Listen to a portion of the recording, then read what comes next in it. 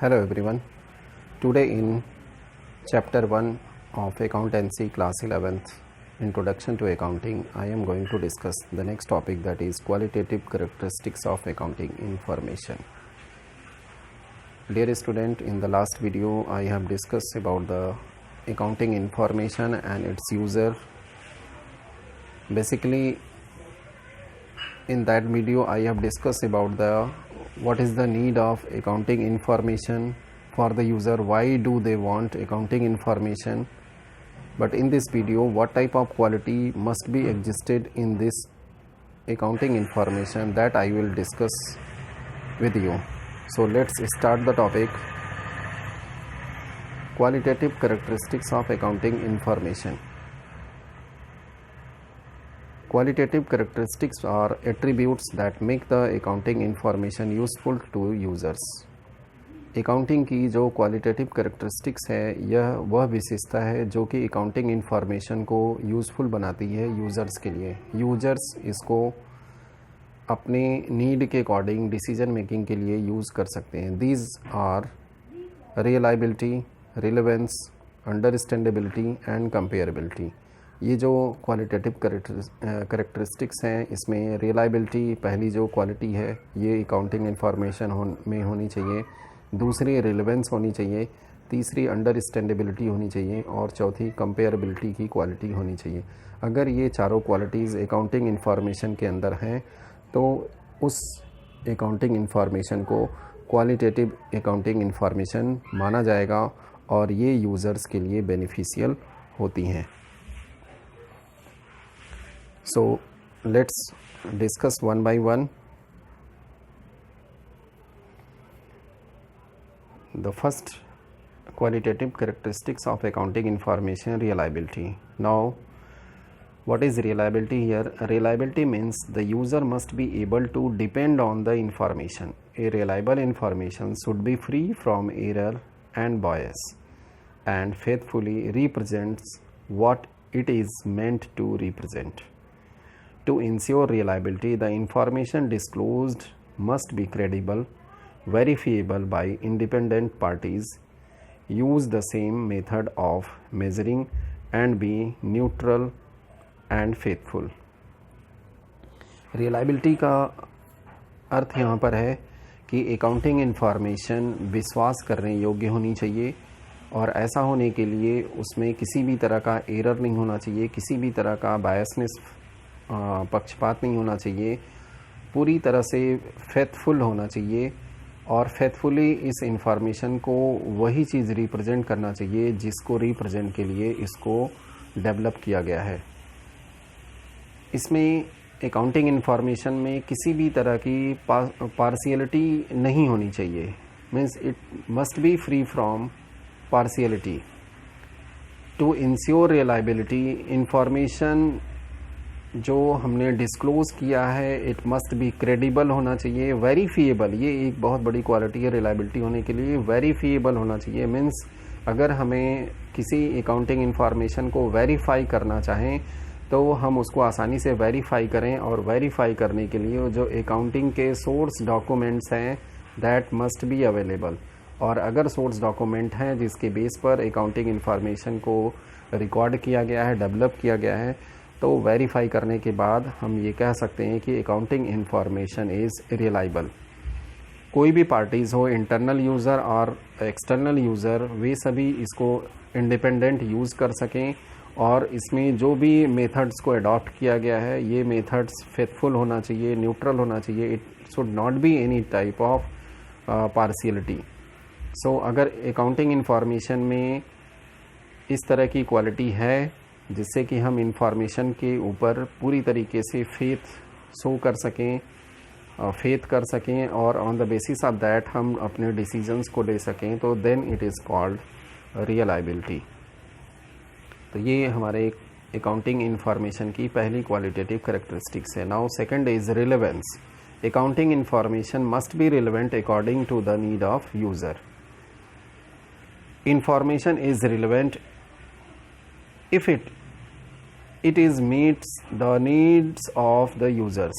इन decision making. अगर accounting information को relevant हम तभी मानते हैं जब यह यूज़र्स की नीड को पूरा करने में सफल होती है, उसको डिसीजन मेकिंग में मदद करती है। To be relevant information must be available in time.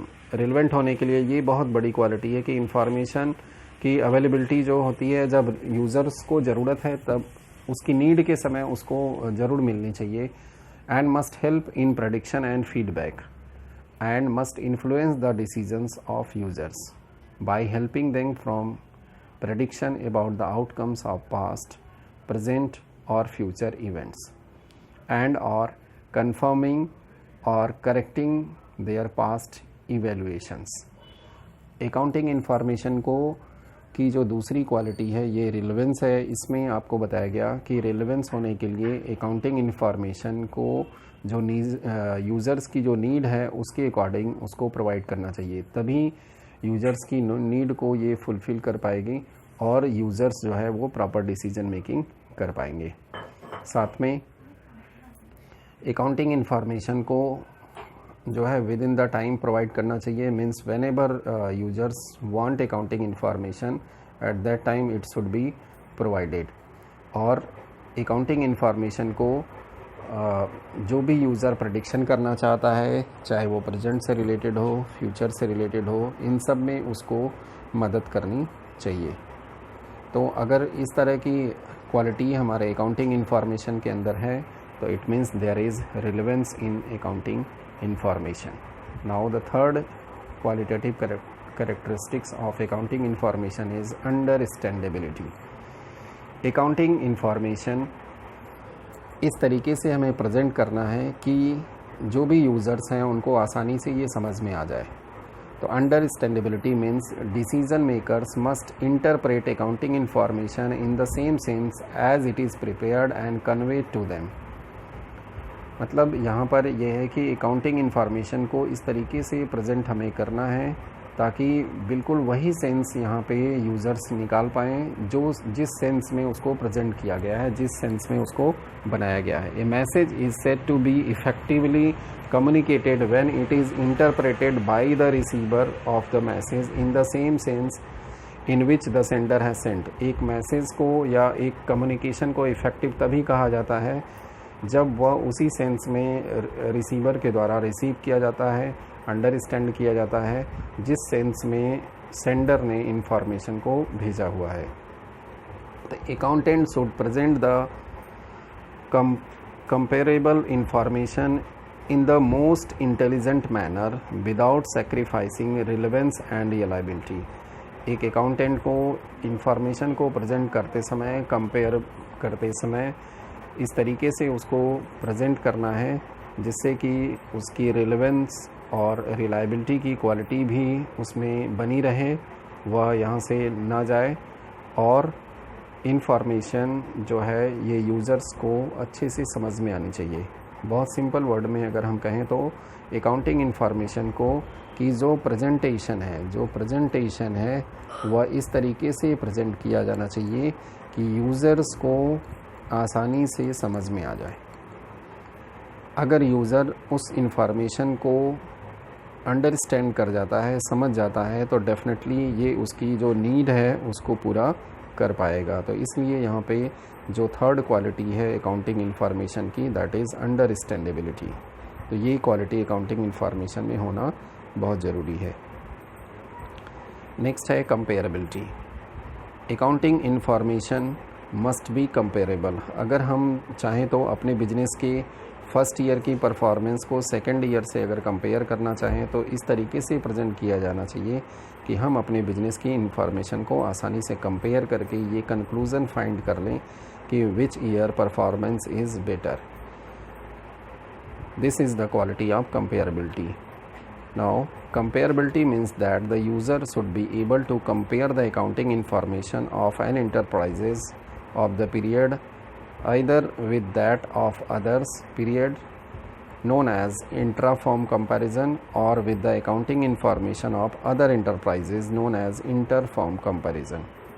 यहाँ पर आपको ध्यान देना है कि बिजनेस में हमारे अकाउंटिंग इन्फॉर्मेशन को इस तरीके से प्रेजेंट करना है कि अगर यूज़र कंपेयर करना चाहे तो उसको अपने ही बिजनेस के इंफॉर्मेशन को प्रीवियस ईयर के परफॉर्मेंस के साथ कंपेयर कर ले, जिसको कि यहाँ पर इंट्रा फर्म कंपैरिजन कहा जा रहा है।